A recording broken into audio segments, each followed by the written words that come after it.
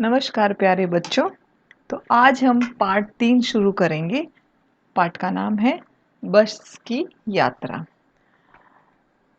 बस की यात्रा के लेखक हैं हरिशंकर परसाई, जिनका जन्म 22 अगस्त 1924 को हुआ और मृत्यु जो है वो 10 अगस्त 1995 को हुई है ना।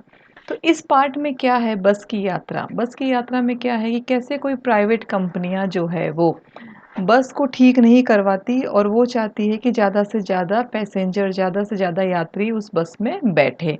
तो उन पैसेंजर का, उन यात्रियों की वो जान की परवाह नहीं करती है ना। तो इस तरह से इसी बस में थोड़े से हास्यपद भी आएंगे, वो भी हम देखेंगे। तो देखिए कवि ने किस तरह से उनकी बस की यात्रा को हमारे सामने रखा है। तो चलिए आइए हम पढ़ते हैं, ठीक है। तो पार्ट 3 बस की यात्रा। तो यात्रा तो हम सब ने की है ना, लेकिन ये बड़ी रोचक यात्रा है। चलिए देखते हैं क्या है इस यात्रा में, है ना। हम 5 मित्रों ने तय किया कि शाम 4 बजे की बस से चलें। कोई 5 मित्र हैं, लेखक बोल रहा है कि हम 5 मित्रों ने तय किया। तय करना मतलब कि डिसाइड किया, है ना, कि शाम 4 बजे की बस से चलें, कहीं जाना होगा उनको। पन्ना से इसी कंपनी की बस सतना के लिए घंटे भर बाद मिलती है। पन्ना एक जगह है और इसी कंपनी की बस जो है वो सतना के लिए घंटे भर बाद मिलती है, जो जबलपुर की ट्रेन मिला देती है। मतलब यहाँ तक पहुँच गए हम सतना तक, तो फिर जबलपुर की ट्रेन को मिला देती है। मतलब हमें जबलपुर जाने के लिए ट्रेन के टाइम पर पहुँचा देगी, ठीक है। तो ये इन पांचों मित्रों ने, पांचों फ्रेंड्स ने तय किया। सुबह घर पहुंच जाएंगे। और क्या सोच रहे हैं सब लोग कि हम सुबह तो घर वापस पहुंच ही जाएंगे। हम में से 2 को सुबह काम पर हाजिर होना था। काम पर हाजिर होना मतलब कि उनकी जॉब पर जाना था, है ना। 5 मित्र थे, उसमें से 2 लोग जो थे, 2 मित्रों को सुबह काम पे जाना था, उनको जॉब पे जाना था, वो छुट्टी नहीं ले सकते थे, ठीक है। तो इसलिए वापस वापसी का यही रास्ता अपनाना ज़रूरी था। मतलब इसी तरह से कि भई इस ट्रेन से चलेंगे शाम को, बस से चलेंगे और पन्ना से सतना तक, फिर वो उनको जबलपुर के लिए ट्रेन मिल जाएगी, इस तरह से। तो इसलिए वापसी का यही रास्ता अपनाना ज़रूरी था। अपनाना मतलब कि चूज़ करना था वापसी का, कि भई कहीं पे आए थे ये लोग और वापस जाने के लिए इनको सबसे बेस्ट जाने का तरीका यही लग रहा था, ठीक है। आगे देखेंगे। लोगों ने सलाह दी, लोगों ने एडवाइस दी कि समझदार आदमी इस शाम वाली बस से सफ़र नहीं करते हैं। मतलब कि वैसे आप लोगों ने भी देखा होगा हमारी लाइफ में, हमारे जीवन में भी हम अवॉइड करते हैं इवनिंग का सफ़र करना, शाम का सफ़र करना, रात का सफ़र करना, है ना। तो इसी तरह से पाठ में भी यही बताया गया है कि समझदार लोग इस शाम वाली बस से सफ़र नहीं करते हैं, ठीक है। क्या रास्ते में डाकू मिलते हैं? अब पांचों में से किसी ने पूछा कि क्या रास्ते में कोई डाकू मिलते हैं क्या? नहीं, बस डाकिन है। मतलब कि बस डाकू से भी कम नहीं है। डाकिन बता दिया बस को, ठीक है, कि ये बस जो है वो वही डाकिन है, ठीक है। तो सबको आश्चर्य हुआ, ऐसे कैसे, है ना। तो देखिए ये बस का जो चित्र आप देख रहे हैं वो भी थोड़ा सा अजीब सा लग रहा है। बस जो है वो बहुत ही पुरानी सी लग रही है, कोई मरम्मत नहीं है। तो वही मैंने स्टार्टिंग में बताया था कि प्राइवेट कंपनियां जो है वो कोई भी अपना पैसा जो है वो बस पे नहीं लगाती है ना। कि कोई भी प्राइवेट कंपनी हो, इस तरह से कि बस जैसे चल रहा है काम चलने दो, और उनको यात्रियों की जान से कोई मतलब नहीं होता है कि उनको कुछ खरोच आए, उनको लगे कहीं पे कुछ भी हो, तो उनको कोई फर्क नहीं पड़ता है। तो देखिए आगे क्या हुआ, कि क्या बताया कि बस जो है वो डाकिन है, ठीक है। अब बस को देखा तो श्रद्धा उमड़ पड़ी। मतलब बस को देखा तो एक श्रद्धा का भाव नहीं होता है, जैसे हम किसी को देखते हैं तो एक श्रद्धा सी होती है, एक अच्छा सा भाव आता है। उमड़ पड़ी। खूब वृद्धोवृद्ध थी, खूब वृद्धोवृद्ध थी, मतलब कि आयु से भी बूढ़ी थी वो, बहुत ही बूढ़ी। बस लग रही है ना हमको एकदम बूढ़ी सी, है ना, एकदम। मतलब न्यू नहीं लग रही, ओल्ड लग रही है। तो ओल्ड यानी कि बूढ़ा। तो उनको देखकर, जब हम बूढ़े आदमी, हम कोई बूढ़ी लेडी को देखेंगे या कोई बूढ़े आदमी को देखेंगे, तो हम उनसे बहुत ही अचानक हमारे मन में एक अजीब सी श्रद्धा उमड़ पड़ती है, एक अजीब अजीब सा भाव हो जाता है। या हम किसी बच्चे को देखेंगे तब भी एक अच्छा सा भाव आता है। नॉर्मल युवा है, उनको हम देखेंगे तो इतना कोई श्रद्धा वाली बात नहीं आती है ना। तो बस को देखते ही मित्रों का क्या हुआ, पांचों मित्रों की श्रद्धा जो है वो उमड़ पड़ी, श्रद्धा बाहर आ गई। खूब वृद्धोव्रत थी, मतलब बहुत ही वो अपनी आयु से व्रत थी। सदियों के अनुभव के निशान लिए हुए थी, मतलब कि बहुत सालों पुरानी लग रही थी बस। सदियों मतलब कि बहुत साल पुरानी, उसके निशान लिए हुए थी, है ना। लोग इसलिए इससे सफ़र नहीं करना चाहते कि वृद्धावस्था में इसे कष्ट होगा। और देखो लोग क्या बोल लोगों की भावना ये है कि भाई ये तो बहुत ओल्ड हो गई है बस, तो अब हम इसमें सफ़र नहीं करेंगे। ये तो वृद्धावस्था में बूढ़ी हो चुकी है, तो इसलिए इसको कष्ट होगा, प्रॉब्लम होगी, परेशानी आएगी। ये बस तो पूजा योग्य थी। क्या कहा कि ये बस तो बस पूजा योग्य थी। आपने देखा होगा बूढ़े लोग हो जाते हैं तो वो उनसे घर वाले कोई भी काम नहीं करवाते कि बस आप मंदिर जाओ वापस आओ, है ना, तो बस यही काम करो। तो इसी तरह से इसके लिए भी यही वाक्य चुना गया है कि बस तो ये जो है वो पूजा योग्य है, मतलब उस पर कोई बैठना नहीं चाहिए, बस ये इसकी तो पूजा करनी चाहिए, ऐसा, है ना। समझ में आ रहा है आप लोगों को। उस पर सवार कैसे हुआ जा सकता है? सवार होना यानी कि बैठना, जो पूजा योग्य चीज़ है उस पे हम बैठ कैसे सकते हैं। तो ये लेखक के थॉट्स हैं, लेखक ऐसा सोच रहा है अपने मित्रों के साथ। फिर देखिए, बस कंपनी के एक हिस्सेदार भी उसी बस में जा रहे थे। जो बस कंपनी है, जो बस हमने देखी, बड़ी ही ओल्ड, बड़ी ही बूढ़ी सी बस, है ना, बहुत ही अनुभव लिए वो वाली बस हमने अभी देखी। तो बस कंपनी के एक हिस्सेदार होता है ना, जैसे पार्टनर, कोई भी बिजनेस स्टार्ट करते हैं तो 2 पार्टनर का होता है, 4 पार्टनर का होता है, तो वही हिस्सेदार यानी कि पार्टनर। तो बस का कोई एक हिस्सेदार था यानी पार्टनर था, वो भी उसी बस में जा रहे थे, ठीक है। हमने उनसे पूछा, "यह बस चलती भी है?" क्या पूछा उसमें से, पाँचों लोगों में से किसी एक ने पूछा कि यह बस चलती भी है? लेखक बोल रहे हैं। वह बोले, "चलती क्यों नहीं है जी?" क्या बोले? "चलती क्यों नहीं है जी? अभी चलेगी।" ठीक है, हिस्सेदार ने क्या बोला, बस कंपनी के हिस्सेदार ने बोला कि अभी चलेगी जी, क्यों नहीं चलती? बिल्कुल चलती है ना? हमने कहा, वही तो हम देखना चाहते हैं। क्या कहा कि अरे ये ऐसी एकदम से झरझर हो रही है, झरझर का मतलब कि टूट रही है, जगह-जगह से इसके पुर्जे जो है वो निकल रहे हैं। ऐसी बस कैसे चल सकती है, वही तो हम देखना चाहते हैं। पाँचों मित्रों में से, लेखक के पाँचों मित्रों में से उन्होंने कहा। ठीक है बच्चों? अपने आप चलती है यह। क्या कहा? अपने आप चलती है यह। हाँ जी, और कैसे चलेगी? क्या कहा कि अपने आप चलती है क्या ये? तो वो क्या बोल रहा है हिस्सेदार कि हाँ जी, और कैसे चलेगी? गजब हो गया, मतलब ये तो सरप्राइज़ वाली बात हो गई। ऐसी बस अपने आप चलती है कि एक तो ये बिल्कुल नई नवेली बस नहीं है, एकदम पुरानी सी बस है और वो भी अपने आप चलती है, ऐसे कैसे हो सकता है? हम आगा पीछा, क्या कहा कि हम आगा पीछा करने लगे, मतलब कि हम देखने लगे चारों ओर कि भाई क्या है, वाकई चल रही है कि नहीं चल रही है, कैसी है ये। आगे देखा, पीछे देखा, ऊपर देखा, नीचे देखा, है ना। डॉक्टर मित्र ने कहा, उस पांचों मित्रों में से एक था डॉक्टर। तो डॉक्टर मित्र ने कहा, डरो मत, चलो। क्या कहा कि डरो नहीं, चलो, ठीक है। बस अनुभवी है। क्या कहा कि बस को बहुत ही एक्सपीरियंस है चलने का, यात्रियों को बिठाने का। कौन बोल रहे हैं? उन पांचों मित्रों में से एक डॉक्टर मित्र जो है वो बोल रहे हैं। ठीक है बच्चों। नई नेवली बसों से ज़्यादा विश्वसनीय है। विश्वसनीय मतलब कि जिस पे हम भरोसा कर सके, जो विश्वास करने लायक हो। तो क्या कहा, जो नई नई बसें हैं ना, स्टाइलिश बसें जो आजकल चल रही है, उनसे तो ज़्यादा विश्वसनीय है, मतलब हमें सेफली लेकर जाएगी। किसका कहना है ये? पांचों मित्रों में से एक डॉक्टर का कहना है। हमें बेटों की तरह प्यार से गोद में लेकर चलेगी। डॉक्टर साहब क्या बोल रहे हैं कि हमें बेटों की तरह, माएँ अपने बेटों को कैसे लेती है, गोद में प्यार से बिठाती हैं, खिलाती है, पिलाती है। तो इसी तरह से क्या कहा कि हमें अपने बेटों की तरह प्यार से गोद में लेकर चलेगी। किसके बारे में बात हो रही है? बस के बारे में, जो कि बहुत ही पुरानी सी लग रही है। आगे देखते हैं। हम बैठ गए। अब क्या हुआ, थोड़ा-सा सलाह मशवरा हुआ और फाइनली क्या डिसाइड हुआ कि चलो भई बैठ जाते हैं। तो हम बैठ गए।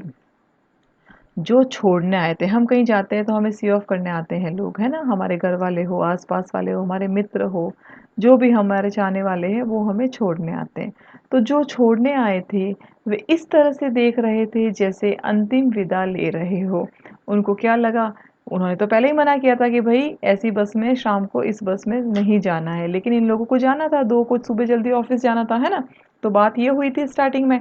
तो अब जो छोड़ने आए थे इन लोगों को, वे इस तरह से देख रहे थे जैसे अंतिम विदा ले रहे हो।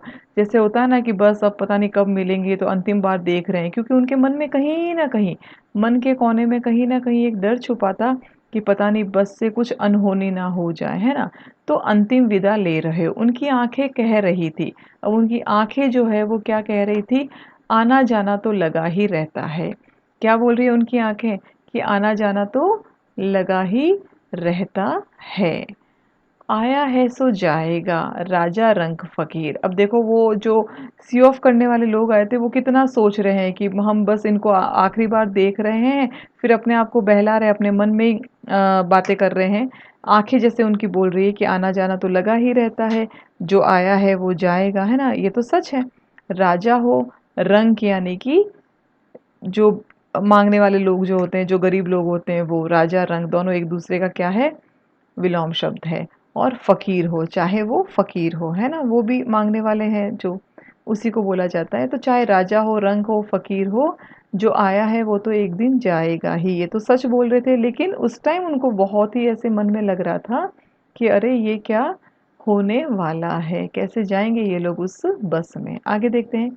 आदमी को कूच करने के लिए एक निमित्त होना, निमित्त चाहिए। आदमी को कूच करने के लिए क्या होना चाहिए, क्या करना चाहिए, एक निमित्त चाहिए, यानी कि एक बहाना चाहिए आगे पहुंचने का, कुछ ना कुछ करने के लिए एक निमित्त होना चाहिए। निमित्त मतलब एक कारण या एक साधन कह सकते हो, ठीक है? तो वो चाहिए, ठीक है? तो आगे देखते हैं हम। इंजन सचमुच स्टार्ट हो गया। अब क्या हुआ कि सी ऑफ करने वाले चले गए, और अब जो है वो इंजन जो है वो सचमुच स्टार्ट हो गया, शुरू हो गया। देखिए इस चित्र में, देखिए ये सारे मित्र लोग बैठे हैं यहाँ पर, है ना? ये आपका बस का जो है वो शीशा है, और बाहर से ये सब ऐसा दिख रहा है, कहीं नदी दिख रही है, कहीं पे कोई घर जो है वो दिख रहे हैं, और ये बस जैसे हम बस में बैठते हैं वैसे ये दो दो की सीट पे बैठे हुए हैं, ठीक है बच्चों? तो इंजन सचमुच में स्टार्ट हो गया, ऐसा जैसे सारी बस ही इंजन हो। अब खड़र खड़र जैसे इंजन स्टार्ट होता है। आजकल तो क्या बोलते हैं उनको, वॉल्वो बस, है ना, लगी है, जैसे पता ही नहीं चलता, कहते हैं ना पानी की तरह चलती है। मतलब हम कहाँ बैठे हैं, हमें जरा भी उबड़ खाबड़ या जैसे गड्ढे हैं सड़क पर, कुछ भी महसूस नहीं होता, स्मूथली चलती है। लेकिन ये बस तो पुरानी थी, है ना? तो ये क्या बोल रहे हैं मित्र सारे के सारे, कि इंजन तो स्टार्ट हो गया, लेकिन ऐसा लग रहा था कि सारी बस ही इंजन है, मतलब जगह-जगह से आवाज़ आ रही थी, ऐसा लग रहा था, ठीक है? और हम इंजन के भीतर बैठे हो, भीतर मतलब कि अंदर, और हमें ऐसा लग रहा था कि हम ही इंजन के अंदर बैठे हो। काँच बहुत कम बचे थे, अब जो बस थी उसमें बहुत ही कम काँच बचे थे। काँच कहाँ लगते हैं? खिड़कियों में लगते हैं, है ना? तो बस की जो विंडोज़ होती हैं, खिड़की होती है, उसमें लगे होते हैं, तो बहुत ही कम बचे थे। जो बचे थे उनसे हमें बचना था। अब देखो बहुत ही प्यारा वाक्य है ये, कि जो बचे हुए थे ग्लास, जो बचे हुए थे काँच, उनसे हमें बचना था। मतलब वो भी टूटी-फूटी हालत में थे, कि कहीं बस थोड़ी ज़ोर से चली नहीं और काँच हमारे ऊपर गिरा नहीं। तो काँच का गिरना तो मतलब गिरेगा तो थोड़ी-सी चोट लग सकती है अच्छी खासी, है ना?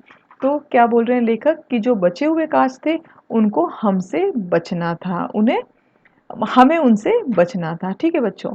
हम फ़ौरन खिड़की से दूर सरक गए। सरकना मतलब कि खिसकना, थोड़ा-सा डिस्टेंस मेंटेन करना। तो किससे डिस्टेंस मेंटेन किया?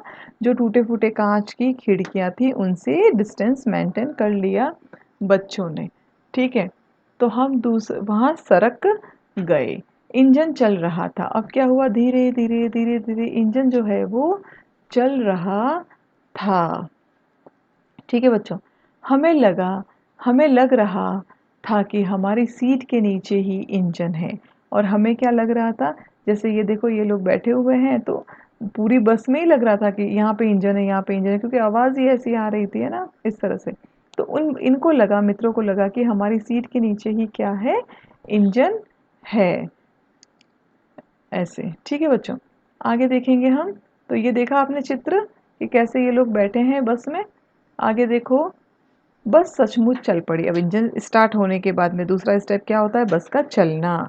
तो बस सचमुच में चल पड़ी। हमें लगा कि यह गांधी जी के असहयोग और सविनय अवज्ञा आंदोलन के वक्त अवश्य जवान रही होगी। जब गांधी जी ने आंदोलन छेड़ा था हमारे देश को आज़ाद करवाने के लिए, तो उस टाइम जवान रही होगी। तो मतलब आज 70 साल, 72 ईयर्स इतना हो गया, तो उस टाइम जवान रही होगी। तो इतने साल पुरानी इस बस को बता रहे हैं ये मित्र लोग, है ना? जैसे ट्रेनिंग मिल चुकी थी, जैसे उसे ट्रेनिंग मिल चुकी थी। हर हिस्सा बस को ट्रेनिंग मिल चुकी थी, ठीक है बच्चों? हर हिस्सा दूसरे से असहयोग कर रहा था। मतलब कि जो बस है वो पूरी हर हिस्सा हर जगह से बहुत ही बुरी हालत में थी। मतलब कि सब टूट फूट रहे थे।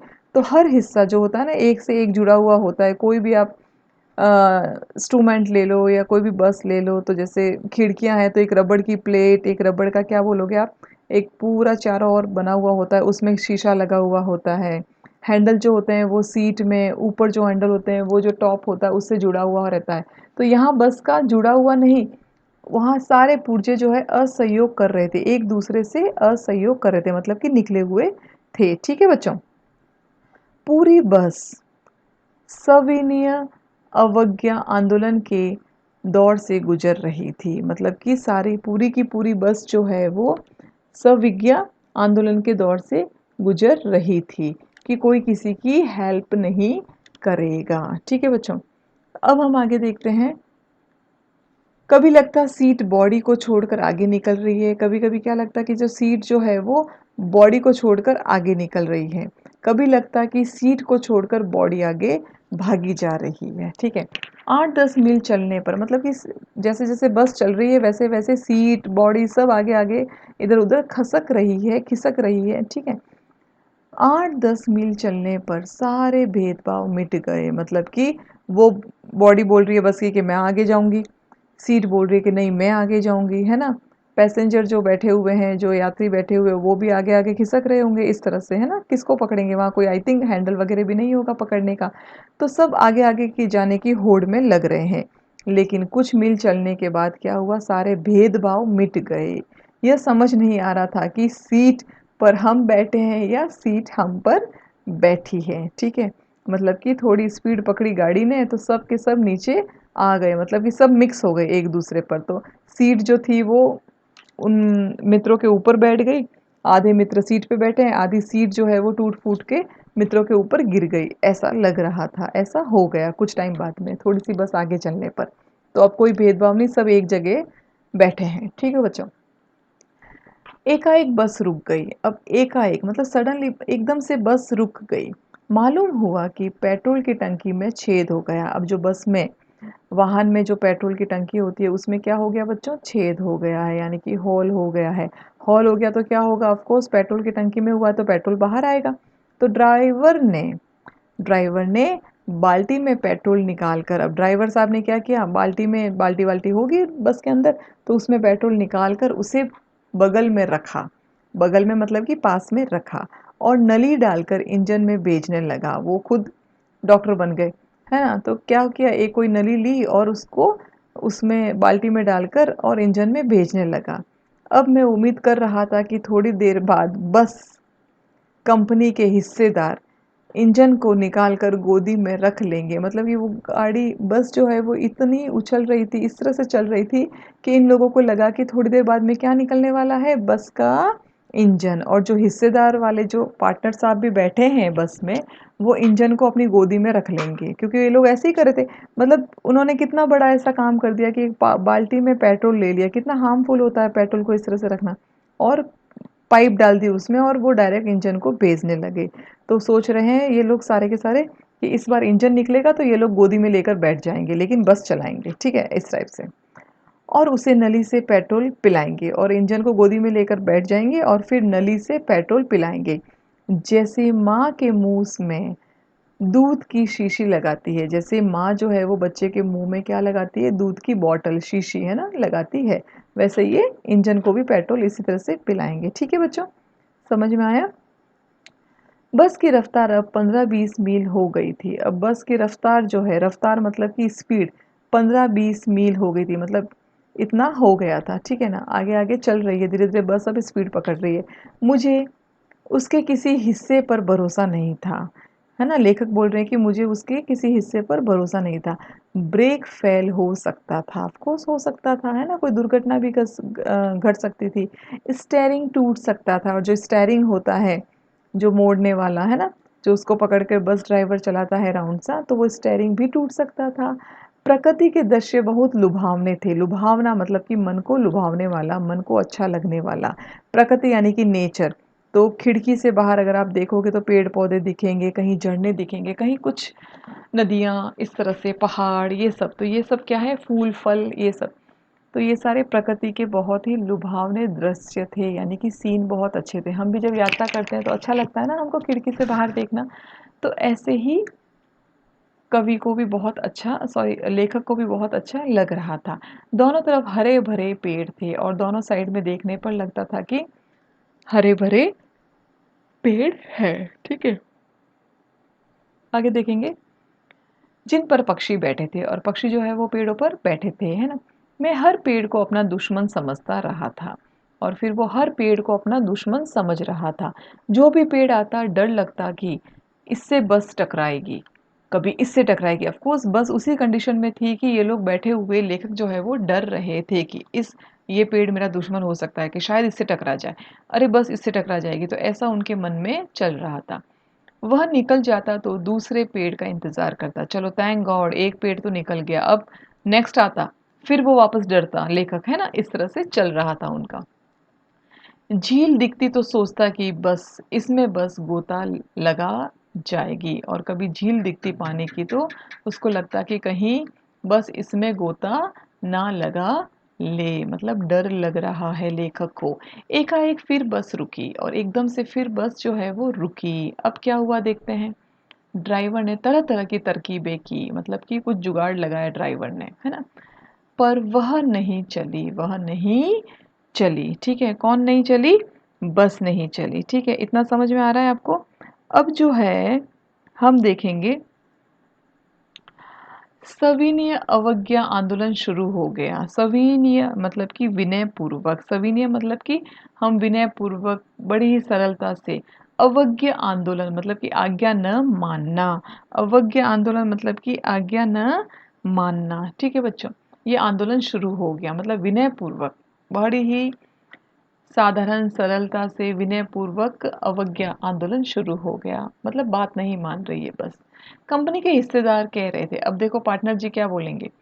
वे कह रहे थे कि बस तो फर्स्ट क्लास है जी, अभी भी देखो क्या बोल रहे हैं, बस तो फर्स्ट क्लास है जी। ऑफ कोर्स उसको तो अपनी बस की तारीफ ही करनी है, लेकिन ऐसा कुछ तो था नहीं। यह तो इत्तेफाक की बात है, मतलब संयोग हो गया, मतलब ऐसा हो गया कि इत्तेफाक मतलब संयोग हो गया जी कि आज ही बस रुकी हुई है ना। तो कोई भी आदमी हो, चाहे वो अपने प्रोडक्ट को अच्छा ही बताता है। हम कहीं साड़ी लेने जाते हैं तब भी साड़ी वाला क्या बोलेगा, नहीं नहीं ये तो बहुत ही अच्छा है, बहुत ही अच्छी साड़ी है, बहुत ही अच्छा है। कुछ भी चीज़ आप खरीदो तो वो दुकान वाले जो होते हैं वो उसकी तारीफ ही करते हैं, ज़रूरत से ज़्यादा तारीफ करते हैं ताकि लोग उसका सामान लें। तो यहाँ पर भी इतना कुछ प्रॉब्लम हो गया, फिर भी वो बोल रहा है, कौन, हिस्सेदार कंपनी का, बस कंपनी का हिस्सेदार पार्टनर, कि बस तो फर्स्ट क्लास है जी। यह तो इत्तेफाक की बात है, ये तो संयोग हो गया जी आज ही, है ना।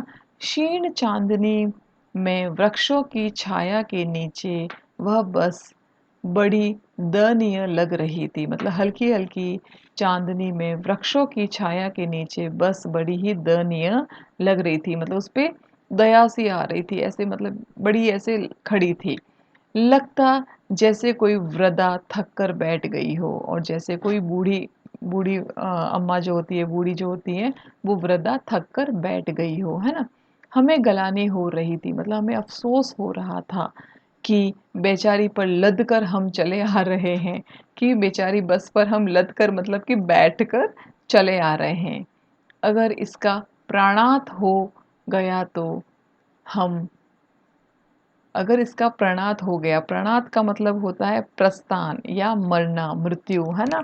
तो हो गया तो इस बियाबान में हमें इसकी अंत्येष्टि करनी पड़ेगी, मतलब कि दाह कर्म, अंत्येष्टि मतलब कि अगर किसी की डेथ हो जाती है तो हम क्या करते हैं, दाह कर्म करते हैं। तो एक्चुअली बस में ऐसा होता नहीं है, लेकिन लेखक ने थोड़ा सा रोचक बनाने के लिए ये सब बोला है कि वो बूढ़ी बस ऐसी लग रही थी जैसे बूढ़ी हो, और बेचारी थक कर बैठी थी जैसे कोई बूढ़ी बूढ़ी औरत जो थक के बैठ जाती है, वैसे लग रहा था। तो कि अगर इसका कुछ प्राणात हो गया, मतलब वो मर गई, तो हमें यहीं पर उसका क्या करना पड़ेगा, अंतिम संस्कार करना पड़ेगा, अंत्येष्टि करनी पड़ेगी। यानी कि मृतक कर्म, मरने के बाद जो कार्य किया जाता है या दाह कर्म किया जाता है वो करना पड़ेगा, है ना।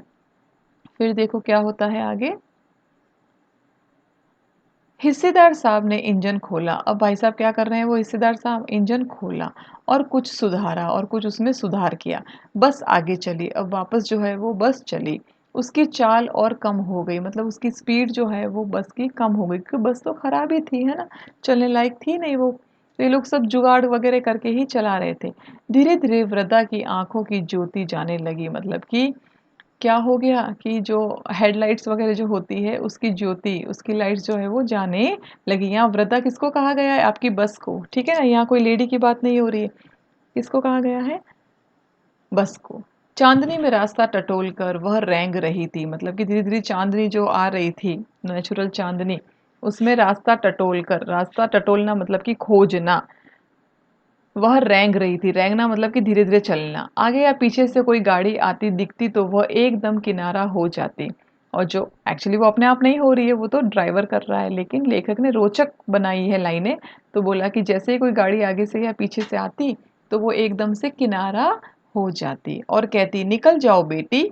और क्या बोलती वो दूसरी बस को कि निकल जाओ बेटी, अपनी तो वह उम्र ही नहीं रही, मतलब कि आप निकल जाओ बेटी, मेरी तो वो उम्र नहीं है, मैं तो धीरे धीरे रेंगते हुए आऊंगी, इस तरह से बोला गया है, ठीक है।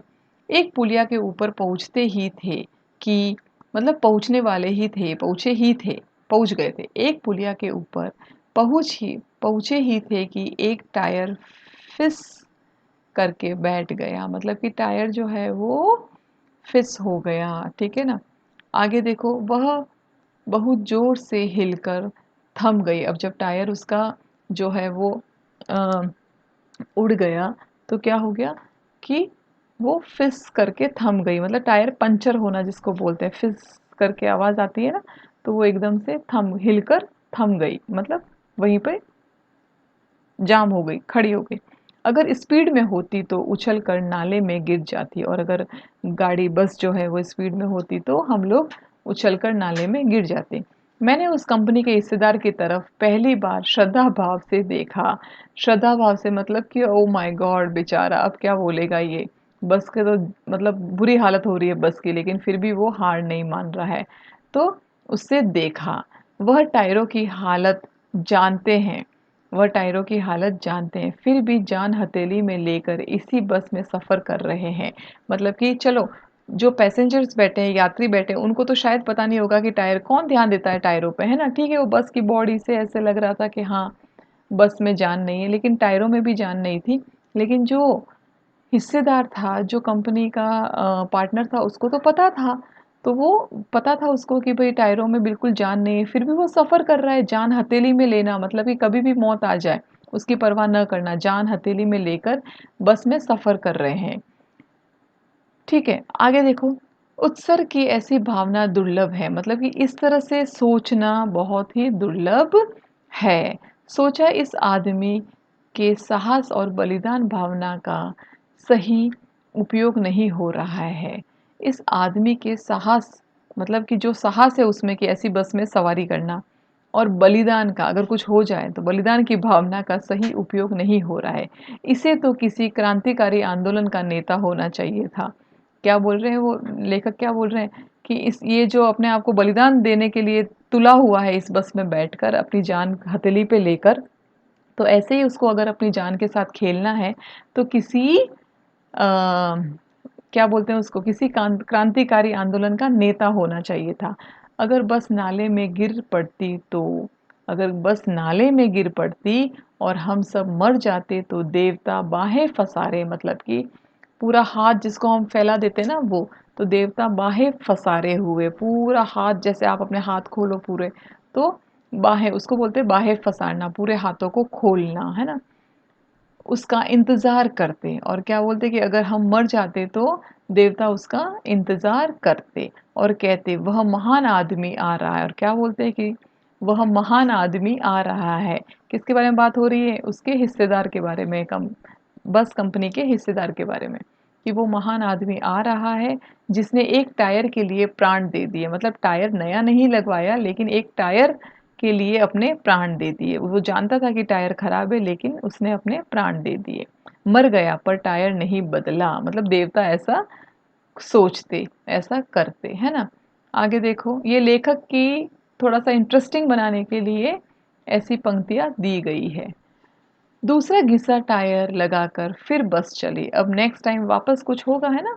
तो घिसा हुआ टायर था वो भी लगाकर फिर से बस को चलाया गया, फिर से बस चली।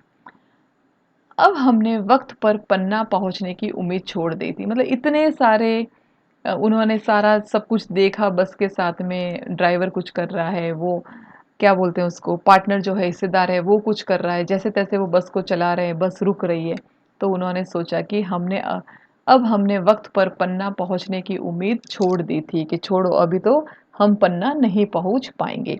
पन्ना कभी भी पहुंचने की उम्मीद छोड़ दी थी। मतलब शायद ही हम कभी पन्ना पहुंच पाएंगे, अगर जिंदा रहेंगे तभी तो पहुंचेंगे। पन्ना क्या, कहीं भी कभी भी पहुंचने की उम्मीद छोड़ दी थी। मतलब उनको डर सा लग रहा था कि पता नहीं सेफली हम पहुंचेंगे या नहीं पहुंचेंगे। तो कहीं पे भी पहुंचने की उम्मीद जो आशा होती है वो छोड़ दी थी। लगता था इसी बस में गुजारनी है। लगता था जिंदगी इसी बस में गुजारनी है। उनको लगता था कि अब इतना धीरे धीरे रुक रुक के बस चल रही है तो अपनी आधी जिंदगी जो है वो इसी बस में गुजारनी पड़ेगी और इससे सीधे उस लोक का प्रयाण कर जाना है। और इससे सीधे हमें उस लोक का प्रयाण कर जाना है, मतलब कि दूसरे वाले लोक में चले जाना है। इस पृथ्वी पर कोई मंजिल नहीं है। और क्या बोल रहा है कि हमें इस पृथ्वी पर कोई मंजिल अब दिख नहीं रही है। ये बस तो हमें सीधे के सीधे लोक प्रणाम यानी कि ऊपर, है ना, चली जाएगी। हमारी बेताबी, तनाव, मतलब बेताबी, बेताबी क्या बोलोगे आप? जैसे कि बेचैनी, बस में बैठ गए क्या होगा क्या नहीं होगा, तो वो बेचैनी। तनाव यानी टेंशन, कब पहुंचेंगे, वहां पहुंच के ट्रेन पकड़नी, ये सारे तनाव, ये सारी टेंशन खत्म हो गए कि इस बस में बैठने के बाद में ये सारे के सारे तनाव और ये सब खत्म हो गए। हम बड़े इत्मीनान से यानी कि आराम से, रिलैक्स होकर, तो हम बड़े इत्मीनान से घर की तरफ बैठ गए। अब सब कुछ उन्होंने छोड़ दिया भगवान के हाथों कि भगवान या तो हम तेरे पास आ जाएंगे या फिर सेफली अपने घर पहुंच जाएंगे। तो उन्होंने सारी बेताबी, सारे तनाव खत्म कर दिए, छोड़ दिए और आराम से, इत्मीनान से, रिलैक्स होकर अपने घर की तरफ बैठ गए, जैसे हम घरों में बैठते हैं। चिंता जाती रही और चिंता को भी उन्होंने कहा जाती रही और हंसी मजाक चालू हो गया। बस को लेकर वो हंसी मजाक करने लगे। तो ये था हमारा पार्ट 3, है ना? बस की यात्रा कैसी लगी? आपको भी अच्छी लगी होगी। तो ये हरिशंकर परसाई जी का अनुभव था जो कि उन्होंने हमारे साथ में बांटा। ठीक है, बहुत ही अच्छा लिखा उन्होंने। उनके लेखक बहुत ही अच्छे होते हैं, उनकी जो लिखाई होती है बहुत ही सुंदर लिखते हैं वो। ठीक है, तो बच्चों आप सभी को पसंद आया होगा, है ना? Okay, so thank you class.